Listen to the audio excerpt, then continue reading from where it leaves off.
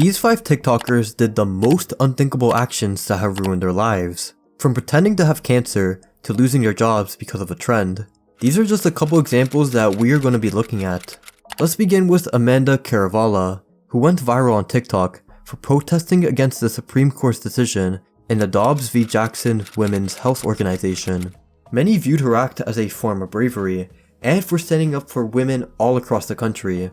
But this wouldn't be the last time she received widespread attention, as in that same year in December, a body cam of her driving under the influence in July 2021 was released.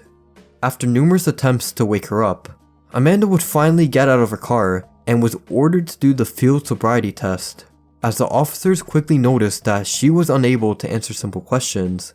When taken to the police station, she argued and blatantly disrespected the officers for simply doing their jobs. It was also suggested that she did more than just drinking alcohol that night due to her weird jaw and mouth movements, as shown when she stole in the car. However, this was all speculation and it was never confirmed whether or not she consumed anything else that night.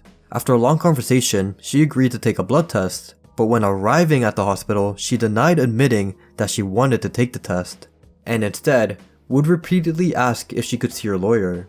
But as expected, things didn't go her way. She would be charged with operating a vehicle while intoxicated and driving while visually impaired. Her bond was set at $1,000. Eventually, she pled guilty and was only sentenced to 6 days of community service and 12 months of probation, with her probation period ending around 2 weeks after the body cam footage was released. The only other available information I could find was an incident back in July 2022, when her neighbor, who went by the name Gordon, filed a harassment report on her after exposing her home address, leaking her husband's email address, and for numerous internet threats. This was when Amanda was protesting against the Supreme Court's decision, and she would constantly blast loud music and was angrily protesting outside of her house. Gordon was one of the many neighbors who called the police on her, and when they arrived, Amanda explained that she felt censored, and I'm assuming as a way to get back at them, she would record their house and family members as they walked in and out of the house. On top of this, she threatened another resident in the area who was an elected judge. Similar to the Gordon family, the judge, who went by the name Cox, would also call the authorities for over-the-top behavior. Once again, she leaked all of their personal information. Both residents received a personal protection order, which prevents people from stalking, harassing, or threatening you. But there have been a couple times where Amanda has livestreamed on TikTok and talked about both neighbors, which goes against the order. However, since then, Amanda has disappeared from the social media scene, and we're not 100% sure whether or not she'll come back. The next person we'll be looking at is Madison Russo, who pretended to have pancreatic cancer and had a tumor, which scammed hundreds of people to donate to her on her GoFundMe page. This all started when her doctors supposedly told her that she had stage 2 pancreatic cancer at the age of 19. On top of this, she only had a couple years left to live. After learning this, she would post numerous clips on her TikTok account documenting her cancer treatment and how she's living on a day-to-day basis. As expected, this caused a lot of attention, as people would heavily support her on this journey and congratulate her for being so open. It even got to the point where she got to be guest speakers at major universities, she made major headlines, and she was featured on a couple podcasts. Now surely, this wasn't going to backfire, right? She had a ton of medical bills to pay, and so she created a GoFundMe page, which had an end goal of $40,000. In the end, $38,000 was raised, and all seemed to be going well, until people started to question the authenticity of her cancer. Madison would post numerous pictures on her social media account showing the treatment she's been going through. Little did she know, many would start to notice a couple of odd things. To begin with, Madison posted this picture that showcased a feeding tube going through her nose, but if we zoom into the picture, you can barely see the purple end of the tube sticking out, which was later noted that it shouldn't look like that. Another point that was brought up was how she still had a full head of hair. She did explain that she was going through chemo and radiation treatment, so how did she look completely fine? Madison responded by saying that she also used biotin, collagen, keratin pills that have been proven to help with hair, skin, and nail growth. In a desperate attempt to prove herself, she showed a picture of her fallen hair, However, it didn't take that long to notice that she just trimmed the dead ends of her hair. Due to suspicion, authorities got involved and seized some of her belongings. A couple notable things being an IV pole with a feeding pump filled with cotton balls, and pills for nausea that weren't even given under her name. Madison's medical records were eventually brought up, and would you look at that, she had no cancer whatsoever. Just to prove things even more, Madison commonly posted update pictures on her Facebook account, and as it turned out, through a simple reverse image search, she was using pictures of other cancer patients. You know, the ones who were actually suffering from cancer. In the end, Madison was arrested on January 23, 2023, with a bond set to $10,000, but she was set almost immediately free after it was paid for. Now thankfully, she was charged with 1 count of first-degree theft, and could face a sentence of up to 10 years in prison. Going back to her GoFundMe, a total of $37,803 was donated by over 400 donors. GoFundMe was made aware of the situation, and they refunded every single donor. But looking back at things, this wouldn't be the first time someone has been charged and arrested for their crimes, as another TikToker who goes by the name Chozen World was caught by officers after he posted this video of him dancing. This seems like another normal video of him, since a majority of them just included him dancing. However, it was what he was wearing that caused suspicion. In the video, Terrell-Hannah can be seen wearing white custom Nike sneakers with red spots on them, which resembled those worn by an armed robber who stole from 4 different locations. After pieces were put together, Terrell-Hannah was the same man who robbed a 7-Eleven twice, a gas station, and a smoke shop in just over a 1-year time period. The first robbery was at a 7-Eleven on December 1st, 2021, in which he pulled a gun at a clerk and stole an unknown amount of cash. The second robbery was on January 13th, 2022, at the Marathon gas station. He threatened the clerk by holding a gun on his back, in which he eventually stole money and an 18-pack of cigars. On January 26th, he once again robbed a 7-Eleven and threatened the clerk by shooting a round onto the counter. The most recent robbery was on February 1st, where he robbed the smoke shop by demanding cash and stealing even more cigars. An anonymous tipster would inform the investigators that they claimed to know the man. It was brought up that they knew someone who went by the Snapchat username Chozen_1.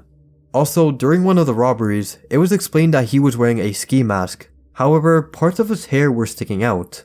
His hair was dyed purple and pink, which exactly matched with the man's description. Using that information, they were able to track him down on TikTok with the username Chozen World. Terrell-Hannah has been charged with robbery and possessing a firearm during a violent crime. In total, he can face up to 20+ years in prison. The next subject we'll be looking at involves a trend known as the ick trend, which involves people talking about things that they find unattractive or just anything that they find uncomfortable. At first, it seemed innocent because people were only using it in regards of their dating and relationship life. However, it would become a real problem when people would participate in the trend while relating it to their profession, specifically when nurses describe their icks against their patients. Now, there have been numerous examples in which nurses have mocked patients by showing a lack of empathy and sharing disrespectful comments as shown through these clips. You don't want any pain medicine, no epidural, but you are at an 8 out of 10 pain, just a Cervidil, and you're still closed, fingertip. When we've already told you to push a call light, but every 5 minutes, your family member coming at the front desk asking for something else. And if you thought those recordings were bad, just wait till you see this one. For context, 2 nurses who worked in the pediatric unit of Le Bonheur's Children's Hospital in Memphis, Tennessee, shared their ick towards the kid who came in with a wound. They also said he was crying because he had to get blood work for his lab testing. When a kid comes in with a gunshot wound, but then cries because we gotta stick him with labs. The original post has been deleted, but has been reposted, where it's quickly gained negative attention from TikTok users, even including the hospital the women worked at. Le Bonheur's Children's Hospital responded to the situation on Facebook. They stated that they immediately took steps to address the situation to the full extent of their policy. The individuals are no longer working here. We have also taken steps to reinforce their strong social media policy, and will continue our regular social media training with staff. Many nurses responded to the situation by saying how awful it was to treat a patient like that. However, one of the more respected statements that was stated was the video reminded her of how her mentor once told her that the moment she loses empathy for a patient is the moment to consider that a break or career switch might be necessary. While this TikTok has shown that things can be taken out of hand, it doesn't just stop there, as a TikToker known as JumanneWay would be another person who lost their job and dealt with hard times. Jumanne became popular on TikTok in 2021 for destroying his local subway by throwing food on the ground and even putting some of it on a dirty toilet seat. For a bit of context, he wanted to become a content creator and a rapper.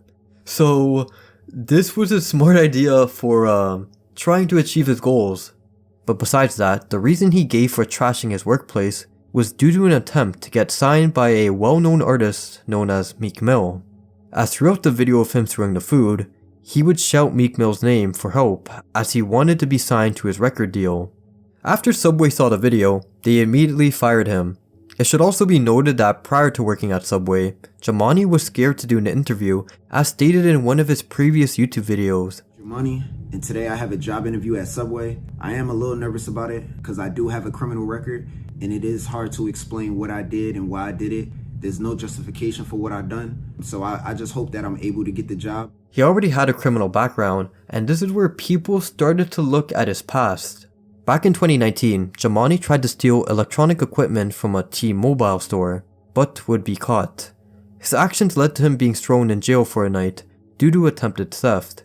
He managed to get another job at a CVS, and he took it a bit more seriously until he once again recorded another crime.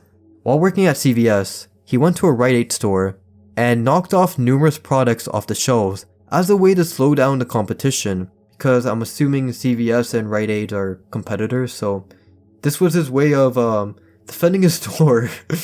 And to end things off, he would rob the CVS store he worked at with an employee working right in front of him. After the Subway video, Jumanne would continue to post on YouTube, where he would post vlogs of his daily life while working.